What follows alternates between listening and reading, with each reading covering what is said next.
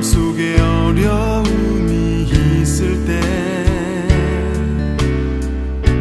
마음속에 어려움이 있을 때 주님 내게 먼저 오사 내 맘을 만지고 주님 앞에 나아올 수 없을 때,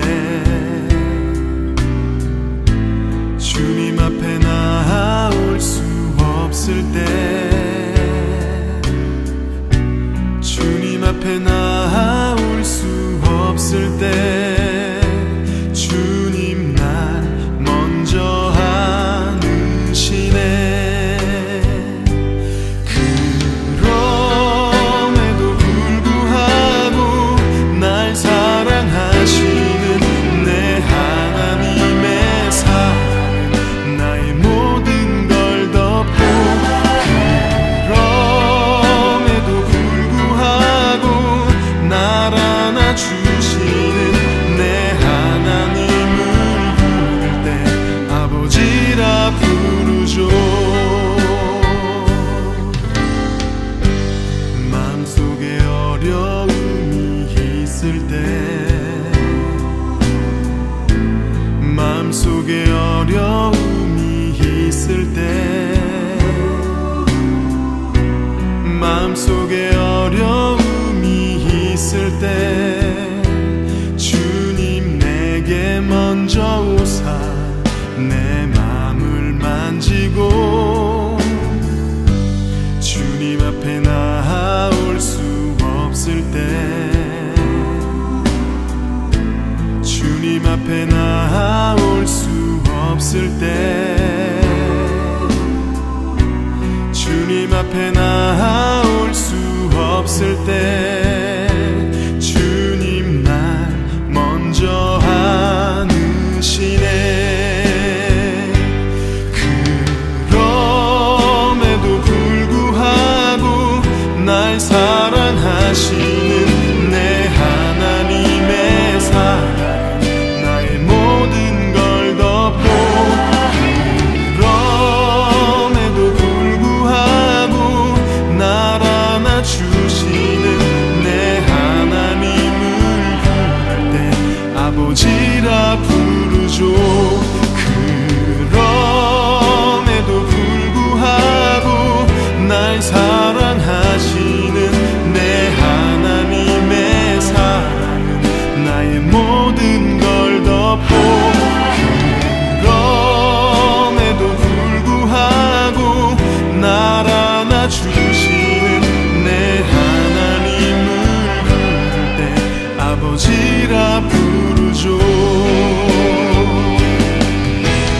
그럼에도 불구하고 날 사랑하시는 내 하나님의 사랑은 나의 모든 걸 덮고, 그럼에도 불구하고 날 안아주시는 내 하나님을 부를 때 아버지라 부르죠.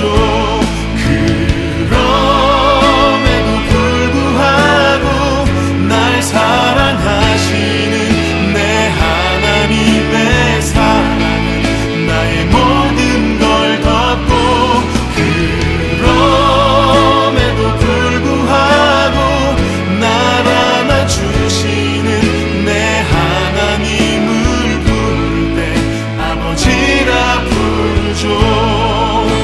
내 하나님을 부를 때 아버지라 부르죠. 내 하나님을 부를 때 아버지라 부르죠.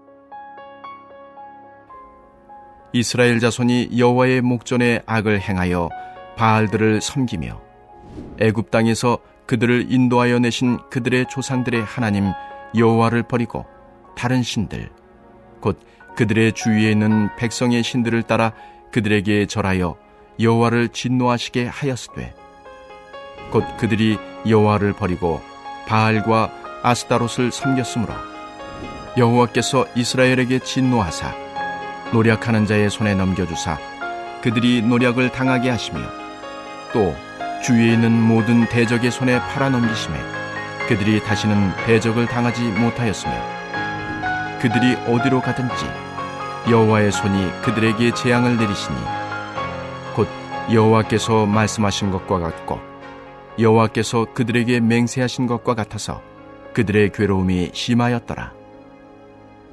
여호와께서 사사들을 세우사 노략자의 손에서 그들을 구원하게 하셨으나 그들이 그 사사들에게도 순종하지 아니하고 오히려 다른 신들을 따라가 음행하며 그들에게 절하고 여호와의 명령을 순종하던 그들의 조상들이 행하던 길에서 속히 치우쳐 떠나서 그와 같이 행하지 아니하였더라.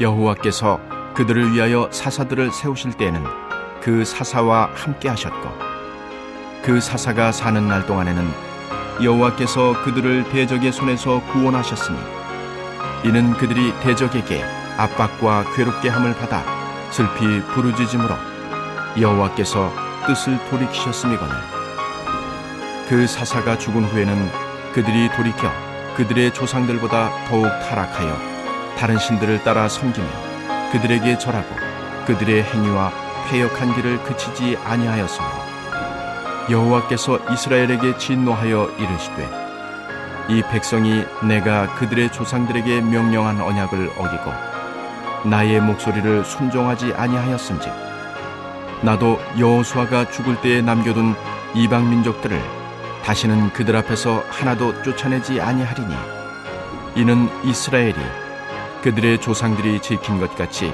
나 여호와의 도를 지켜 행하나 아니하나 그들을 시험하려 함이라 하시니라. 여호와께서 그 이방 민족들을 머물러 두사 그들을 속히 쫓아내지 아니하셨으며 여호수아의 손에 넘겨주지 아니하셨더라. 아멘.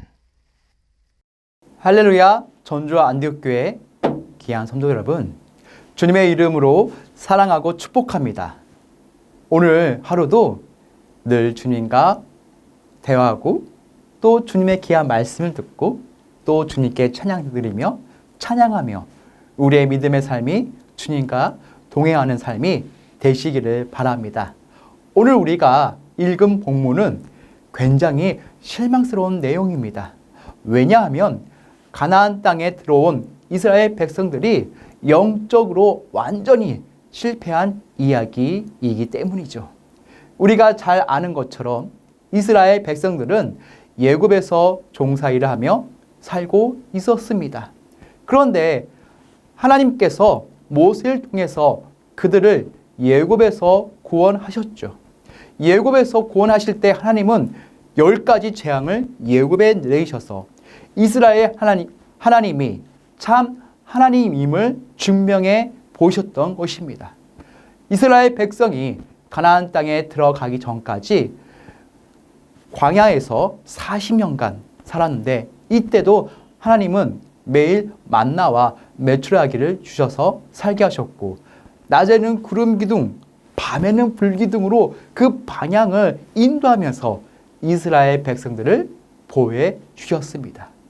또한 이스라엘 백성들이 가나안 땅에 들어와서도 마찬가지로 하나님은 그들이 싸울 때마다 승리를 주셨지요. 이렇게 보면 출애굽한 이스라엘 백성들보다 살아계신 하나님의 놀라운 역사와 은혜를 경험한 사람은 아무도 없을 것입니다. 그야말로 그들은 기적과 은혜가 늘 끊이지 않는 삶을 살았죠. 사실 우리 중에도 이런 기도를 해본 적 있는 분들이 있지 않나요? 주님, 딱 한 번만 내 눈앞에서 기적을 보여준다면 정말 주님을 잘 믿겠습니다. 그런데 이스라엘 백성들은 그야말로 기적과 은혜로 가득한 삶을 살았습니다. 그래서 그들이 약속의 땅인 가나안 땅에 들어왔고 그곳에서 정착하여 살게 되었죠. 그렇다면 이제 이스라엘 백성들은 가나안 땅에 어떤 삶을 살아야 하나요? 자신들을 애굽 종살이에서 구원하시고 또한 기적과 은혜로 지금까지 이끌어오신 하나님께서 충성하는 삶을 살아야 마땅하지 않나요? 하지만 우리의 이런 기대와는 전혀 다른 결과가 나타났습니다. 11절과 12절 말씀입니다.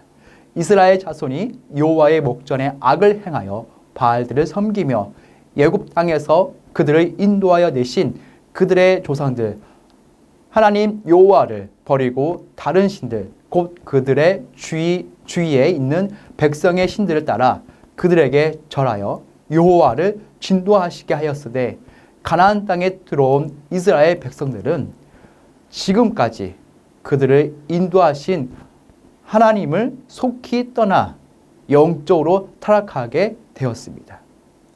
타락하게 된 이유는 가나안 민족들이 가지고 있었던 그 문화와 종교에 그들이 압도되었기 때문입니다.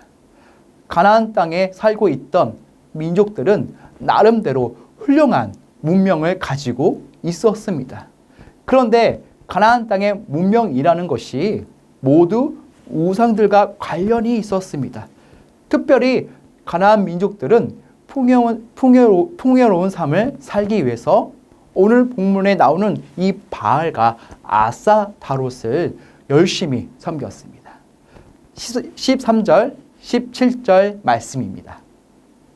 곧 그들이 여호와를 버리고 바알과 아스타롯을 섬겼으므로 그들이 그 사사들에게도 순종하지 아니하고 오히려 다른 신들을 따라가 음행하며 그들에게 절하고 여호와의 명령을 순종하며 그들의 조상들이 행하던 길에서 속히 치우쳐 떠나서 그와 같이 행하지 아니하였더라.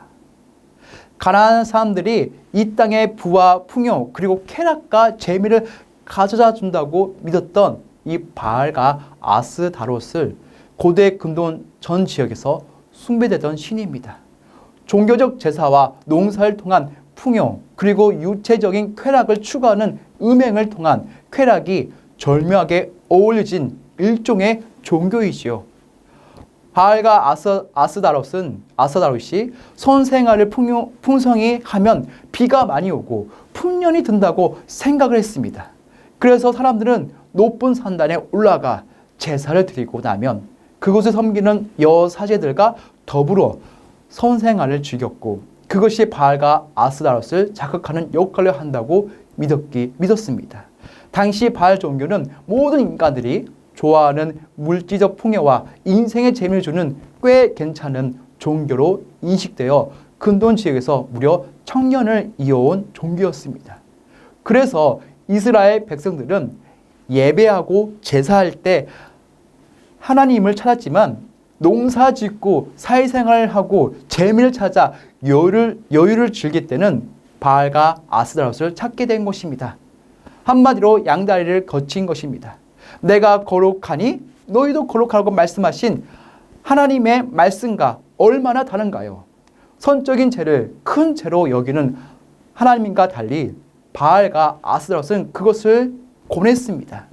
그렇기에 가나안 땅에 들어온 이스라엘 백성들이 여기에 빠지지 않을 수 없었던 것이죠.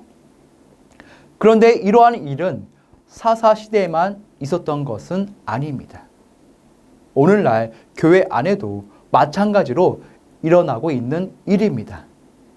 세상이 우리에게 뭐라고 말합니까? 성경 말씀대로 살면 망한다고 말하지 않나요? 그렇게 사는 것은 바보나 하는 짓이라고 주장하지 않나요? 결국 잘 살기 위해서는 돈이 있어야 한다고 말합니다. 권력이 있어야 한다고 말합니다. 인기나 명예가 있어야 한다고 말하죠. 아이가 아무리 신앙이 좋아도 좋은 대학 가지 못하면 행복하게 살 수 없다고 세상은 말합니다. 돈이 있어야 교회도 나가는 거 아니냐고 노골적으로 말합니다. 큰 평수의 집에 살고 고급 자동차를 사야 행복하다고 세상은 주장합니다. 그리고 실제로 우리는 그런 주장이 맞는 것처럼 따라서 살 때가 많죠. 마치 이스라엘 백성들이 가나안 땅에 들어와서 풍년을 보장하는 바알과 아스다롯을 쫓은 것처럼 말입니다. 하지만 하나님을 버리고 풍년을 보장해주는 바알과 아스다롯을 따른 이스라엘 백성들은 어떻게 되었나요? 14절과 15절 말씀입니다. 여호와께서 이스라엘에게 진노하사 노락하는 자의 손에 넘겨주사 그들이 노락을 당하게 하시며 또 주위에 있는 모든 대적의 손에 팔아 넘기심에 그들이 다시는 대적을 당하지 못하였으며 그들이 어디로 가든지 여호와의 손이 그들에게 재앙을 내리시니 곧 여호와께서 말씀하신 것과 같고 여호와께서 그들에게 맹세하신 것과 같아서 그들이 괴로움이 심하였더라. 하나님을 버리고 우상을 선택한 이스라엘 백성들에게 남은 것은 재앙밖에 없었습니다. 특히 15절을 보시면 어디를 가든지 여호와의 손이 그들에게 재앙을 내리시니라고 말씀하십니다. 하나님께서 내리시는 재앙을 피할 수가 없다는 뜻입니다. 이것이 하나님의 말씀을 버리고 세상과 우상을 따라간 이스라엘 백성들의 결과였습니다. 우리는 이러한 이스라엘 백성들의 모습을 보면서 그들처럼 해서는 안 된다는 교훈을 받아야 합니다. 왜냐하면 우리 또한 세상에 하는 말과 주장을 듣고 따라간다면 이스라엘 백성들이 경험했던 것과 똑같은 결과를 얻을 수밖에 없을 것이기 때문이죠. 그런데 이스라엘 백성들이 이처럼 가나안 땅에서 우상에 빠졌을 때 하나님께서 그들에게 재앙만 주시고 그저 내버려 두신 것은 절대 아닙니다. 하나님은 그들의 죄로 말미암아 재앙을 내리시기도 했지만 또한 그들을 구원하시기 위해서 힘써 일하고 계시지요. 16절 말씀입니다. 여호와께서 사사들을 세우사 노락자의 손에서 그들을 구원하게 하셨으나 이스라엘 백성들의 죄악으로 말미암아 적들의 공격을 받고 고통을 당하고 있습니다. 하나님만을 섬겼더라면 그들을 적들로부터 항상 지켜주실 것인데 우상을 따름으로 스스로 하나님의 보호를 버린 것입니다. 여기에 인간의 어리석음이 있죠. 마치 예수님이 말씀하신 탕자와 같습니다. 아버지 밑에 있으면 풍요롭고 복된 삶을 항상 살게 될 텐데 이 세상이 좋아서 아버지 품 안을 박차고 나온 곳입니다. 그 결과가 무엇이었나요? 돼지를 치면서 돼지가 먹는 음식으로 배를 불리는 것입니다.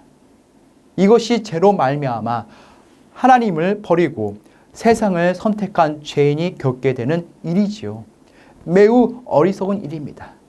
하지만 우리가 이처럼 어리석을지라도 하나님은 우리를 항상 불쌍히 여겨주십니다. 그래서 우리를 구원하시기 위해서 친히 일하고 계시지요. 우상에 빠져 고난 가운데 빠지게 된 이스라엘 백성들을 구원하기 위해서 하나님께서 사사를 세워주셨던 것입니다.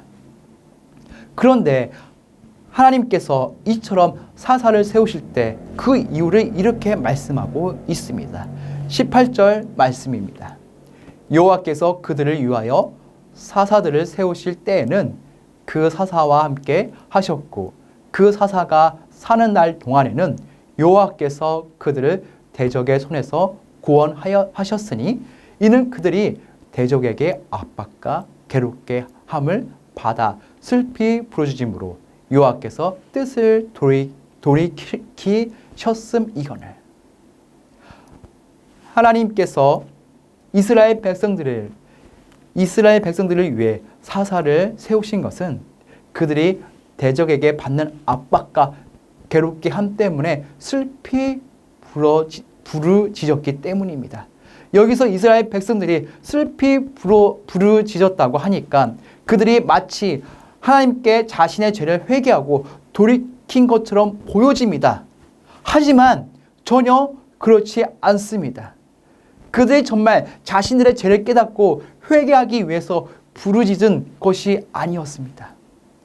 19절을 보면 그 이유를 알 수 있습니다. 19절 말씀입니다. 그 사사가 죽은 후에는 그들이 돌이켜 그들의 조상들보다 더욱 타락하여 다른 신들을 따라 섬기며 그들에게 절하고 그들의 행위나 패역한 길을 그치지 아니하였으므로. 만약 이스라엘 백성들이 정말 자신의 죄를 깨닫고 회개했다면 다시는 우상 숭배를 하지 않아야 마땅할 것입니다. 하지만 그들을 구원한 사사가 죽은 후에 이스라엘 백성들은 어떻게 행동했나요? 어김없이 죄를 지었습니다. 그런데 그 정도가 점점점 더 심해집니다. 더욱 타락하였다고 말씀하십니다. 그러므로 이스라엘 백성들이 슬피 부르짖은 것은 그들이 죄를 깨닫고 회개하기 위한 것이 아니었습니다. 그들은 그저 너무 고통스러우니까, 너무 힘드니까 소리를 지른 것뿐입니다. 그런데 중요한 것은 이것입니다. 이스라엘 백성들의 이런 모습에도 불구하고 하나님은 계속해서 사사를 보내주셔서 그들을 구원하셨다는 것입니다. 더욱더 타락했음에도 불구하고 하나님은 끝까지 그들을 버리지 않으셨습니다. 자신의 잘못을 회개하는 것조차도 할 수 없는 적절하게 영적으로 무능력한 이스라엘 백성들이었지만 하나님은 끝까지 그들을 붙들고 계셨던 것이지요. 이것을 성경은 어떻게 말씀하나요? 18절 끝에 보면 여호와께서 뜻을 돌이키셨으이거늘이라고 말씀합니다. 하나님께서 뜻을 돌이키셨죠. 재앙을 내려야 마땅하지만 그들이 부르짖는 것을 보고 하나님께서 마음을 돌이키셨다는 것입니다.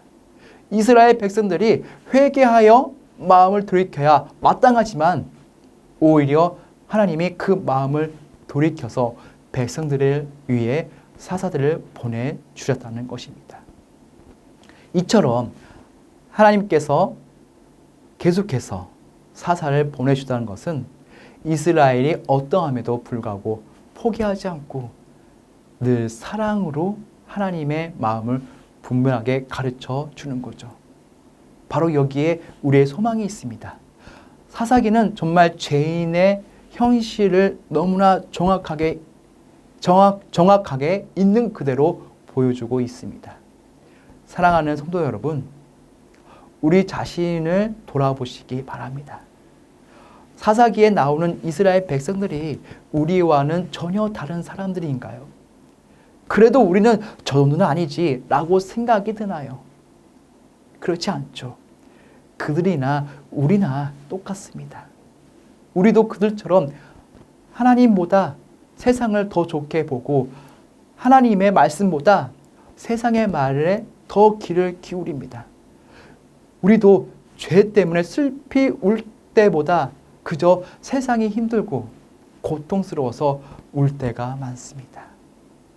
그렇기 때문에 이스라엘 백성들을 끝까지 포기하지 않고 계속해서 사사를 보내시는 하나님이 우리에게도 소망이 됩니다.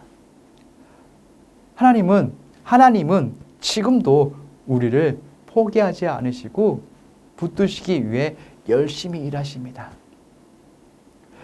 우리는 알아야 합니다. 우리가 하나님을 위해 사는 것이 아니라 하나님이 우리를 위해 살고 계십니다. 이것이 우리 신앙 형식입니다. 그러므로 우리는 어떻게 살아야 하나요? 우리는 끝까지 붙드시는 하나님께 돌아가야 합니다. 우리가 여전히 부족하고 연약할지라도 그래서 죄에 쉽게 넘어진다 해도 주님만을 온전히 바라보아야 합니다. 진정한 회개가 아닌 아파서 내는 울음조차도 그냥 지나치지 않으시고 들으시는 하나님이심을 믿으며 우리의 모든 것을 하나님께 의지해야 합니다. 우리가 이 세상을 따르지 않고 죄의 유혹 가운데서도 승리할 수 있는 유일한 방법입니다. 사랑하는 성도 여러분, 배반까지도 끝까지 포기하지 않으시고 기다리시는 하나님이심을 기억하고 하나님의 사랑과 은혜로 말미암아 주님이 주시는 복된 삶을 살아가는 저와 여러분들이 되시기를 예수님의 이름으로 축원합니다. 우리 다 같이 기도하는 시간을 가지겠습니다.